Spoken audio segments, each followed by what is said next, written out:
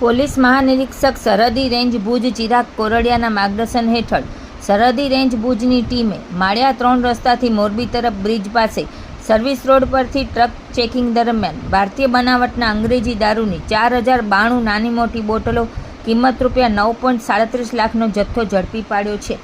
વિદેશી દારૂ ટ્રકમાં સફેદ પાવડરની ભરેલી બોરીઓની આડમાં છુપાવવામાં આવ્યો હતો.